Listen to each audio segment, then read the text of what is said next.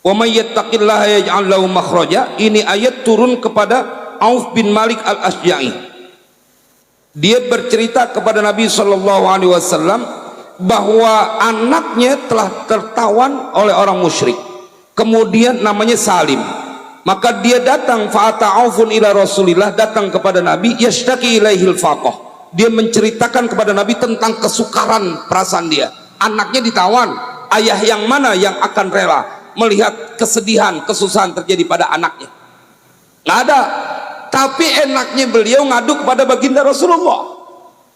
Jamaah, apa yang kemudian disampaikan oleh Nabi Shallallahu Alaihi Wasallam ketika dia bercerita bahwa anaknya ditawan dan istrinya atau ibunya nih anak, dia tidak bisa tenang, maka datang. Makanya kalau istri uring-uringan, jangan kata ente sahabat Nabi aja nggak sanggup nang berhadapan sama istri lagi uring-uringan, ya bang ya. Nggak tahu kalau panglima mah tamahnya. Ini dia pergi langsung datang, iya deh. Kalau bahasa kita, saya ngebayangin saat istrinya uring-uringan ngamuk gitu, iya deh gue ngadu sama Nabi dah, karena perihal anaknya yang ditawan. Karena kasih sayang seorang ibu berbeda dengan anak. Yang kedua, mereka seorang ibu sangat labil dalam hal itu. Makanya para laki di suami itu adalah laki karena menjadi imam, mereka lebih tenang dalam menyikapi masalah. Kalau perempuan enggak. Makanya ada yang kagak sabar, saking puyengnya bininya disangkutin di awan. Nih sahabat Nabi, dia datang, anaknya ditawan. Tapi kita lihat yang saya sampaikan. Faqala Rasulullah sallallahu alaihi wasallam, maka kemudian Nabi bersabda, ittaqillaha fasbir wa amuruka wa iyyaha an tastakthira min qawli la haula wala quwwata illa billah. Ini Pak, jalan-jalan orang yang kenal dengan Allah tanpa menafikan mereka yang bekerja.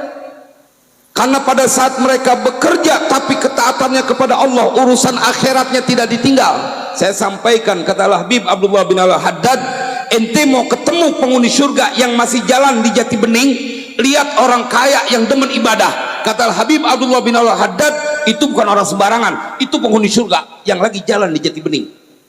Orang kaya yang demen ibadah, demen sedekah. Kata Habib Abdullah bin Al-Haddad, itu bukan orang sembarangan, fahuwa min ashabil yamin. Kan jarang-jarang orang kaya demen datang juga hadir di majelis talim. Biasanya duitnya doang, gue maafin ya nggak bisa datang, cuman air 100 dus gue kirim. Biasanya udah cukup dengan itu. Jarang-jarang. Yang kemarin saya sampaikan, ada seorang tabiin Khaythama bin Abdurrahman, kalau beliau sholat ke masjid nih bang, kalau sholat ke masjid dia bawa duit 1 karung. Siapa aja orang yang datang ke masjid sorbannya jelek, dibagi duit disuruh beli. Kira-kira kalau di Jati Bening ada yang begitu, masjid penuh apa kagak? Penuh langsung. Jangan-jangan bawa sorban jelek semuanya. Tapi ini orang kaya yang sholat datang duluan bawa duit 1 karung diseret. Ini udah duit kagak, ogah banget sama masjid. Aduh ya Allah, udah susah. Udah susah keblaksak dari dunia akhirat. Waliyadzubillah, Allahumma sallimna ya Arab. Karena memang ada orang yang begini Pak, dia bisanya ngeluh doang tapi nggak mau untuk keluar dari masalah. Ini di bahasa Nabi, nyambungnya mana Pak? Bacaan la haula wala quwata illa billah dengan seorang anak yang ditawan disebut di satu negeri dan bapak emaknya disuruh baca la haula wala quwata illa billah. Nanti kita ambil hikmahnya banyak dari kisah itu. Ketika kemudian apa yang dilakukan oleh sahabat ini, yang ngomong Nabi dikerjain sama istrinya. Jadi perlu ada kekuatan tambahan. Ente nggak cukup soleh sendiri, kau butuh bantuan seorang istri untuk juga mempunyai amalan sepertimu. Itu yang cepat.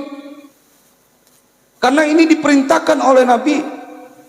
Nggak cukup buat bapaknya doang yang mendoakan membaca la haula wala quwata illa billah, tapi Nabi berpesan, perintahkan istrimu untuk juga baca la haula wala quwata illa billah. Kudu ada kekuatan yang dia selaras antara suami dan istri. Karena begitu Pak, kadang-kadang suaminya soleh banget, istrinya tidur pulas. Tapi yang lebih banyak istrinya bangun sholat malam, lakinya pulas alasannya. Tapi kalau engkau berdua, maka dia akan terjadi, anakmu akan terselamatkan dari berbagai kesusahan dari lantaran kesolehan ayah dan ibunya. Itu yang saya suka bilang, anak-anak kita bungkus dengan doa di waktu malam. Ini kita akan ngaji. Ketika Nabi Shallallahu Alaihi Wasallam menceritakan, bacalah la haula wala quwata illa billah. Maka kemudian suami istri ini membaca, dan apa yang terjadi? Maka kemudian Allah bikin lupa musuh-musuhnya yang menawan anak itu.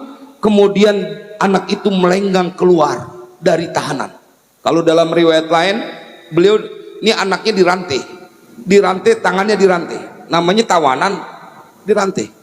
Ini anak kebingungan karena tiba-tiba rantai yang mengikat tangan dan kakinya terlepas seketika. Sallu ala Nabi. Ente tahu sebab apa? Karena Allah tidak ingin mengecewakan doa dari seorang ayah dan ibu untuk anaknya. Ente tahu sebabnya apa? Karena Allah tidak mengecewakan seorang ayah dan ibu yang dia minta hanya kepada Allah. Bacaannya la haula wala quwata illa billah. Ini dalam kitab ini. Membungkus anaknya dengan doa.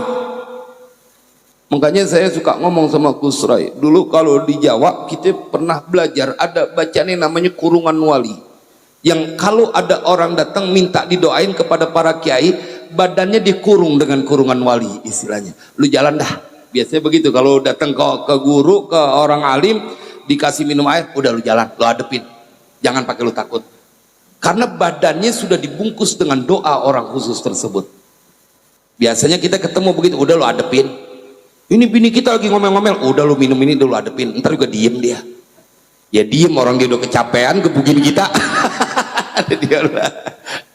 Tapi ada orang-orang yang memang mempunyai itu, doanya tajam. Nah ini di masa Rasulullah SAW, ketika kemudian anaknya kebingungan, terlepas, dia keluar melenggang, dan bahkan diceritakan di sini bahwa dia menggiring itu kambing-kambing dari musuhnya sebanyak 4.000 kambing digiring. Jadi bukan cuma dia bebas, dia pulang, dia keluar dari tahanannya itu, kemudian itu ada kambing musuh ada 4.000 digiring, dibawa pulang sampai ke Madinah. Ghairu ma'qul, gak masuk akal. Tetapi akalmu akan membuat engkau lelah kalau berbicara tentang rezeki.